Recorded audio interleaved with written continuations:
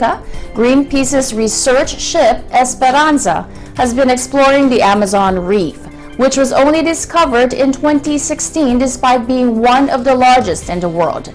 A team of French scientists and experts from Greenpeace are on board, working in this uncharted region to identify the diverse marine life thriving on the reef, as well as making a case for keeping the area off limits to fossil fuel foragers. Here's the report.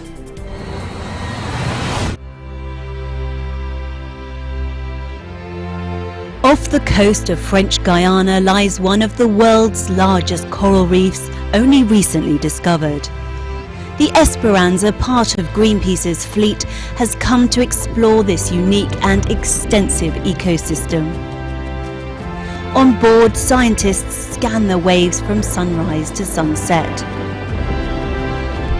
They carefully record all the species they sight in this area rich with marine life. We have an idea of how many species we have, of the diversity, but we have very little information on their habits, their migrations. Are there any births in French Guiana too? Is there any reproduction? We don't know much about these activities. Encounters are plentiful. The right side. Il y a un souffle là, un souffle. Biologists spot a school of whales in the middle of a hunt. And within minutes, the Zodiac is being launched under the watchful eye of the captain. Okay, deck, bridge. As I said, when you're ready, you can put the boat out of the rail. The race is on to catch up with the whales.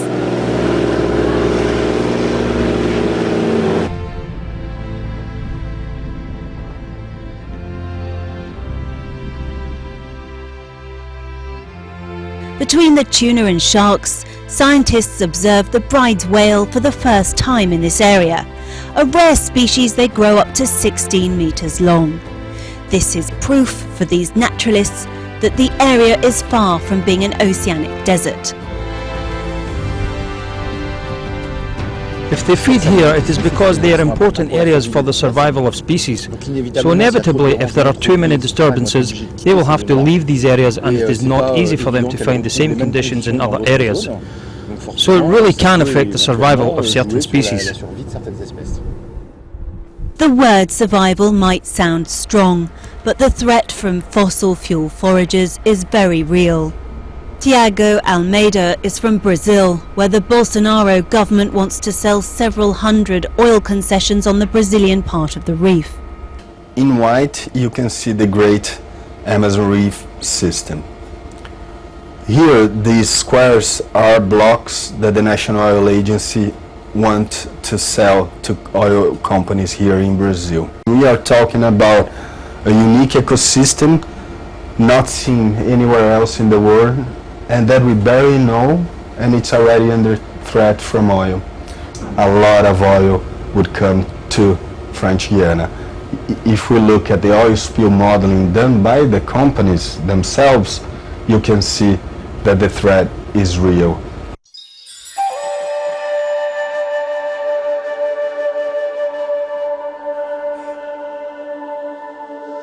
It's not just the reef which would suffer in the event of an oil spill. On land, mangrove forests stretch all along Guyana's coast, serving as crucial fish nurseries as well as absorbing carbon from the atmosphere. In case of oil pollution, we could see oil pellets entering this mangrove. Bear in mind that this mangrove is still the breeding location for our fish. Renewable resources can allow us to develop in a sustainable way. However, some people have eyes bigger than their stomachs and consider that wanting to go and get oil or gold will allow us to become either an emirate or a remarkable jeweler for the planet. This view is not shared by those counting on the economic benefits which oil can bring. For Guyanese fishermen, fossil fuel companies represent a chance to renew their obsolete equipment, Total had set aside millions for preliminary drilling, but was forced to abandon its plans after being denied a license by Brazil's environmental regulator. This is Guyana's fishing industry, Creole canoes carved from a tree trunk. And if the project had been successful, we could have had the means to modernize our fleet and our port areas. From its oceans to its forests, Guyana is rich in natural resources. But the questions of whether they should be exploited divides opinion in the capital, Cayenne. Some elected officials are hoping for a change in Guyana's status to bring Total back. It seems like there's everything we need to make Guyana almost a small Qatar. Yet, as I just told you, 60% live below the poverty line. Public facilities are lacking and the French state is drained and can't develop this territory through subsidies alone. About 100 kilometers further north near Suriname, the inhabitants of this Amerindian village depend directly upon the sea. Rubin, a fisherman from the Kalina community, is wary of what black gold would bring. I think it's bad for us, but I think it's petrol is genius. But he feels his concerns are not being heard. We have no weight. We don't make the decisions. Leaders have decided that they make the decisions. We're not consulted.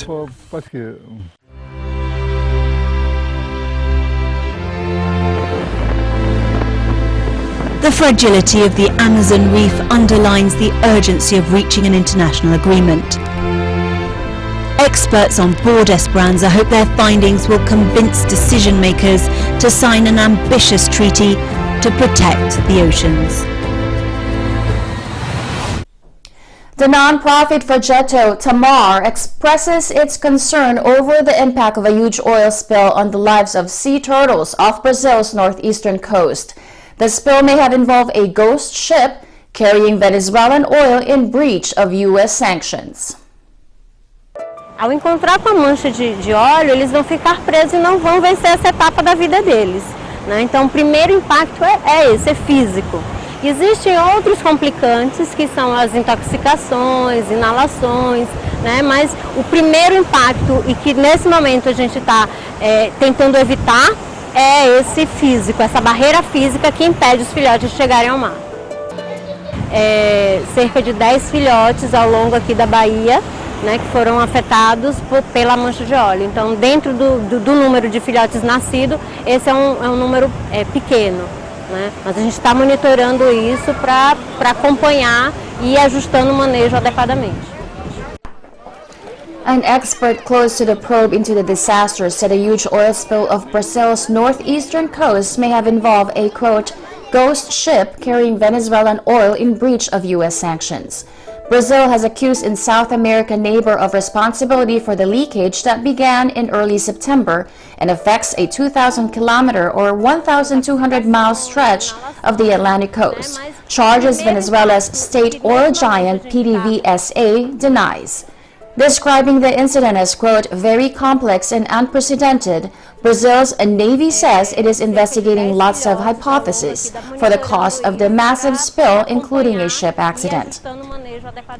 Maria Cristina Araujo, an oceanographer at the Federal University of Rio Grande do Norte, said, quote, yesterday we had a meeting with representatives of various public bodies, such as the Environmental Agency, IBAMA, prosecutors, and the Navy, and this hypothesis of a ghost ship was mentioned.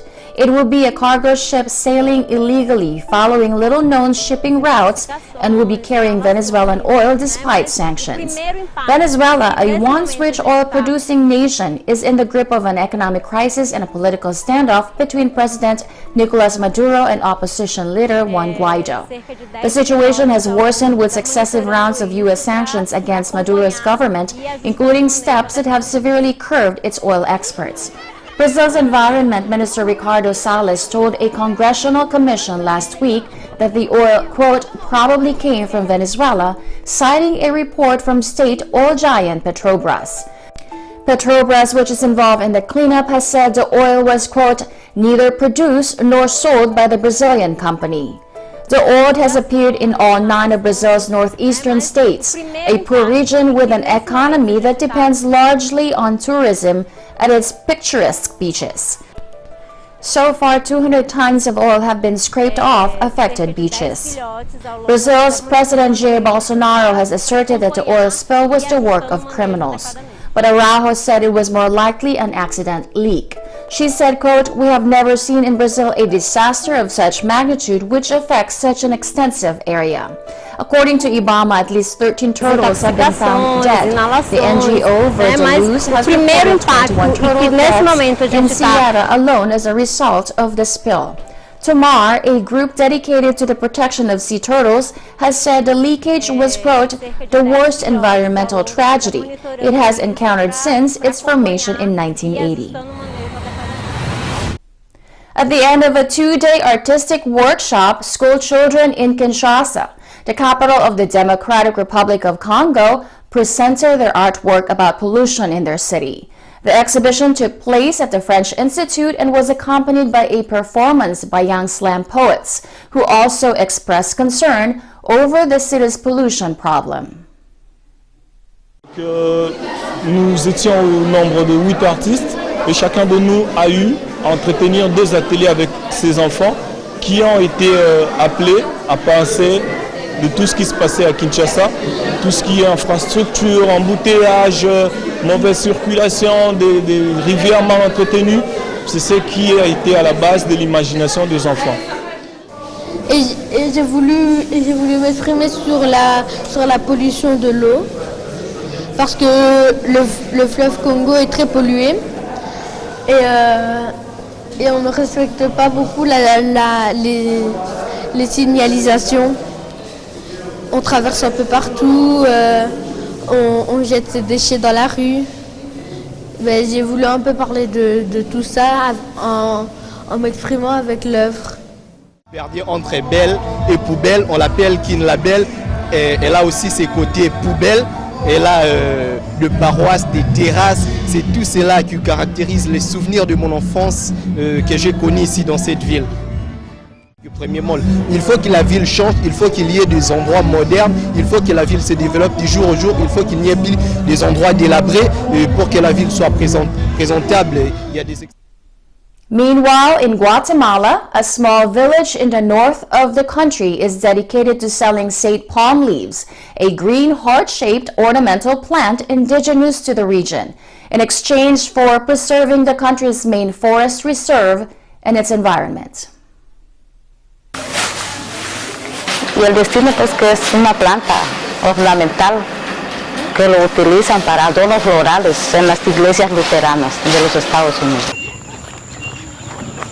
Porque las comunidades ya no están pensando en estar usurpando tierra dentro del parque, sino lo que están pensando es de que a través del parque se pueden generar muchas oportunidades para ellos a través de los emprendimientos turísticos y a través del desarrollo sostenible del área. Y vamos de la mano porque tanto ellos como nosotros trabajamos en forma conjunta para poder lograr también los objetivos de la conservación del área. Up next, food waste hunting through the garbage in Paris. Uganda starts measles vaccination campaign for 18 million children. An Ivory Coast lab aims to rid Africa of the sleeping sickness. America's endless battle against the lethal drug fentanyl. Eagle News will return in a moment. Stay with us.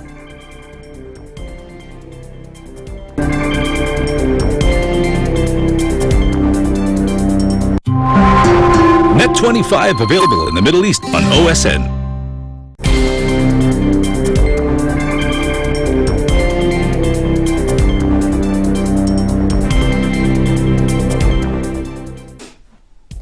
Welcome back. This is Eagle News coming to you from Washington, D.C. I am Rose Papa Angeles.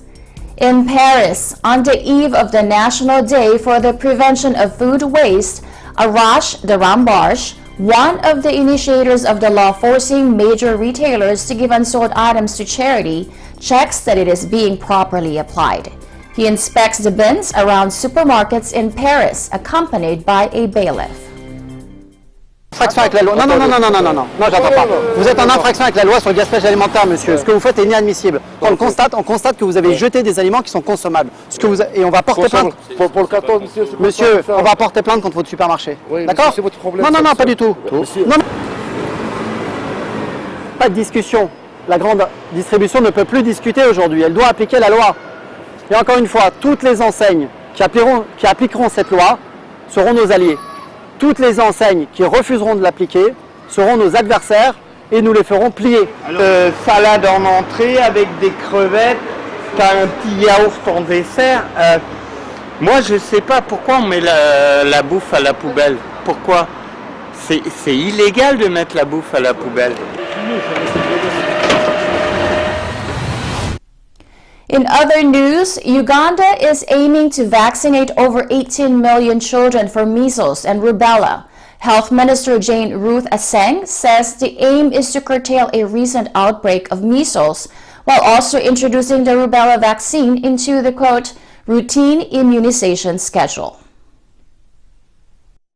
The main objective of this campaign is to interrupt a measles outbreak that we have been having ongoing for the last 2 years, but also to introduce the rubella vaccine into our routine immunization schedule. Well, our target is 18 million children for the measles rubella antigens and about 8.2 million children for the polio supplementary dose. African trypanosomiasis, also known as sleeping sickness, is a deadly parasitic disease spread by the tsetse fly. Researchers at the Pierre Richet Institute in Bourg, Ivory Coast, are working to eliminate the disease. Take a look. L'objectif pour la trypanosomiase humaine africaine, c'est l'atteinte de l'élimination à l'horizon 2020 en tant que problème de santé publique. Okay? Et par la suite, nous visons l'arrêt total de la transmission à l'horizon 2030. La trypanosomiase humaine africaine, donc mieux connue sous le terme de maladie du sommeil, c'est ce qu'on appelle une maladie parasitaire à transmission vectorielle. Donc parasitaire parce qu'elle est due à un parasite qui s'appelle le trypanosome, et à transmission vectorielle parce qu'elle est due à cette mythique mouche tsetse, donc qui transmet le parasite d'un homme à un homme. Elle fait partie de ce groupe qu'on appelle les maladies tropicales négligées, qui touchent principalement les populations les plus vulnérables, souvent aussi malheureusement les moins solvables, et qui donc ne suscitent pas beaucoup l'intérêt ni des bailleurs de fonds, ni de l'industrie pharmaceutique. Les stratégies de lutte, donc il y en a deux, principalement. On s'attaque aux réservoirs humains en faisant du diagnostic et du traitement, donc ça permet d'assainir le réservoir humain de parasites, et donc on fait aussi ce qu'on appelle de la lutte antivectorielle, l'idée étant de faire baisser les densités de glossine dans les zones où la maladie se transmet, pour protéger les populations et éviter donc la transmission du parasite. According to the U.S. Centers for Disease Control and Prevention, born from the overprescription of opioid painkillers, the opioid crisis has cost America more than 400,000 lives from 1999 to 2018. One of the main dangers is fentanyl, a lethal synthetic opioid 100 times more powerful than morphine.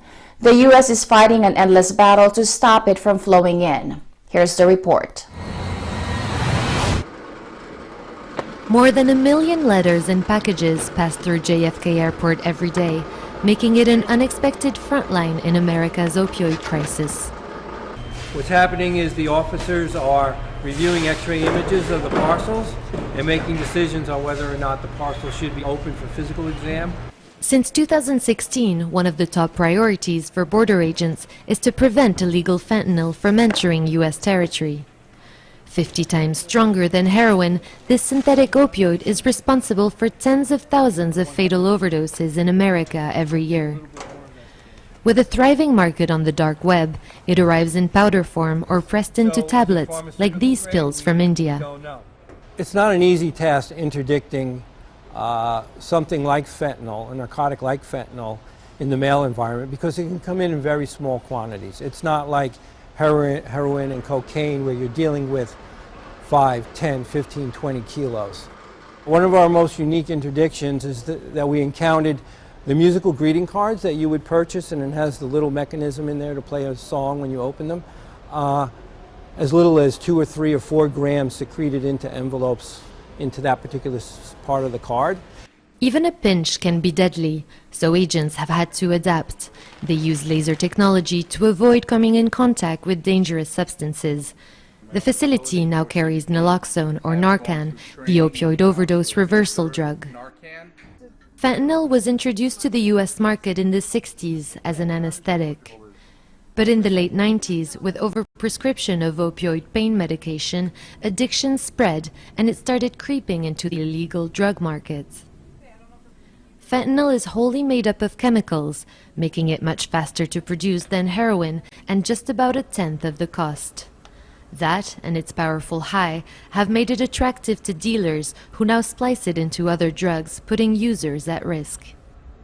They're getting little bags from dealers who say it's heroin, and it might be a fentanyl analog, only a fentanyl analog, nothing else in there. The person who's buying has no idea what they're getting. I mean, they just don't. Sometimes the sellers know what it is, sometimes they don't. Prince is perhaps the most famous victim of the drug. The singer overdosed in 2016 after taking opioid medication which was counterfeit and laced with fentanyl. The first appearance of illegal fentanyl on the U.S. market leads back to China.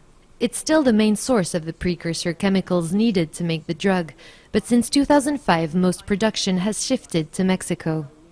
DEA Special Agent Ray Donovan spent years tracking infamous drug lord El Chapo and his Sinaloa cartel. They started adding fentanyl to their heroin around 2011. Their heroin, the main heroin that was being produced in Mexico, wasn't as strong as Colombian heroin, right? So they wanted it to be much more stronger, so they started adding the fentanyl to the heroin to make it stronger, to push it into the United States. Just a kilo of illegal fentanyl can generate at least $1.5 million of revenue in America, according to the DEA. Authorities say most of it makes its way through legal ports of entry, cut and ready for street sale. If you're a drug trafficker and you have 100 kilos of heroin or fentanyl, you're going to send multiple cars. You're going to spread out the risk. And understanding that if one car gets taken off, you have many other cars that might get through. Last year, almost 1,000 kilos of fentanyl and analogs were intercepted, but the flow is hard to stem. For Bridget Brennan, hope lies elsewhere as opioid prescriptions decrease in the U.S. The way we have traditionally seen most people begin their opioid addiction is through the pills.